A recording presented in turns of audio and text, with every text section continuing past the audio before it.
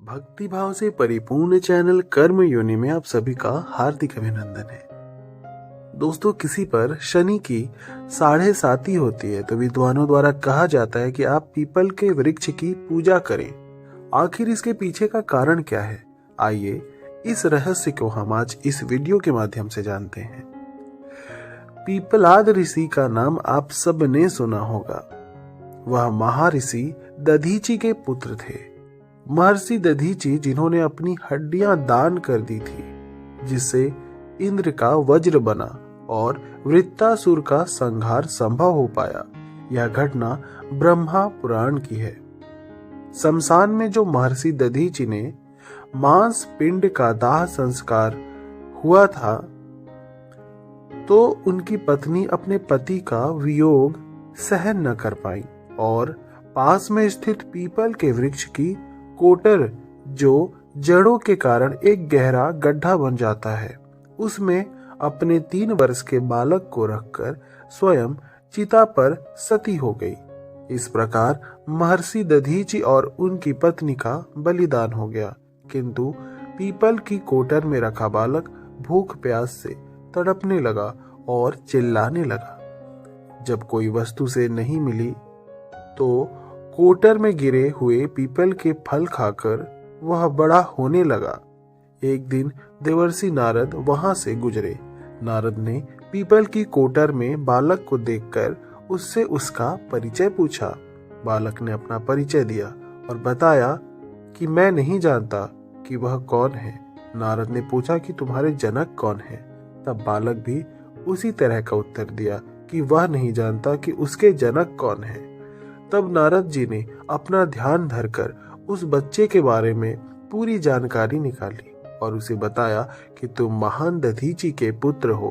तुम्हारे पिता की अस्थियों का वज्र बनाकर ही देवताओं ने असुरों पर विजय प्राप्त की थी।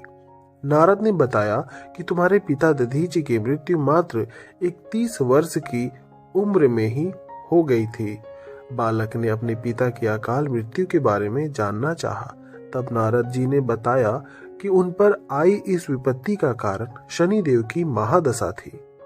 नारद जी ने उस बालक को पिप्पलाद नाम दिया, क्योंकि वह पीपल के पत्ते और उसका गुदा खाकर बढ़े हुए थे। उसके बाद नारद जी ने उसे दीक्षित किया। नारद जी के जाने के बाद उस बालक ने, जिसका नाम पिप्पलाद था, ब्रह्मा जी की घोर तपस्या की।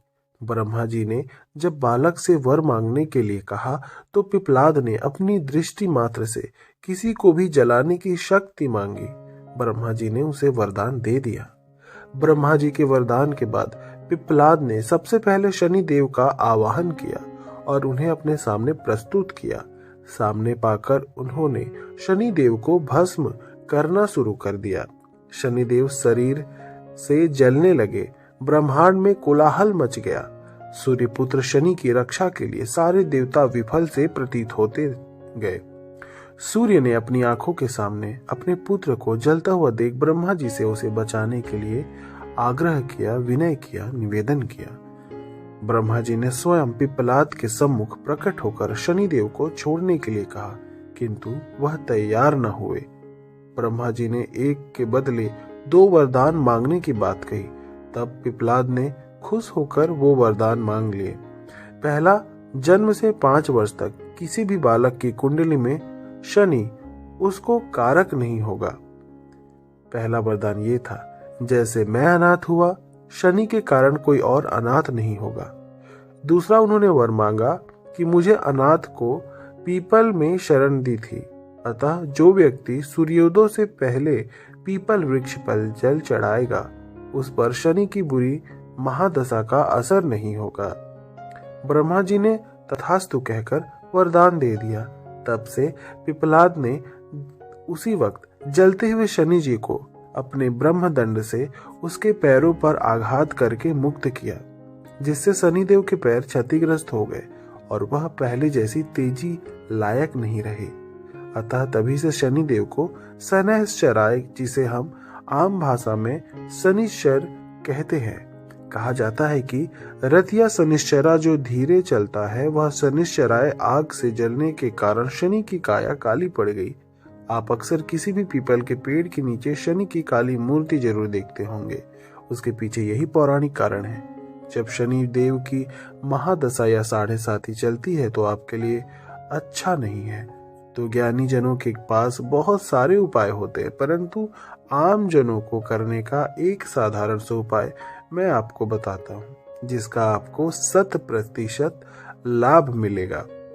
आपको सुबह सुबह उठना है, सूर्योदय से पूर्व नहा धोकर पीपल के वृक्ष को जल देना है, उसके 7 चक्कर लगाने हैं और 7 चक्कर लगाने के बाद इस मंत्र को हिंदी में बोलना है। आपको कहना है कि जिस तरह से आपने पिप्पलाद ऋषि की रक्षा की थी, ठीक उसी तरह से मेरी भी रक्षा करें और आप पाएंगे कि कुछ ही दिनों में आपकी जिंदगी में शनि के बुरे प्रभाव कम होते जा रहे हैं। तो ये था पीपल पर सूर्योदय के पूर्व जल चढ़ाने की पूरी कथा और सार।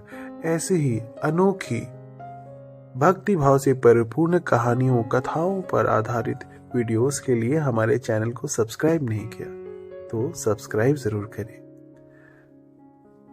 माता रानी आप पर और आपके पूरे परिवार पर सदैव कृपा बनाए रखें। जय माता दी, जय माता दी, जय माता दी।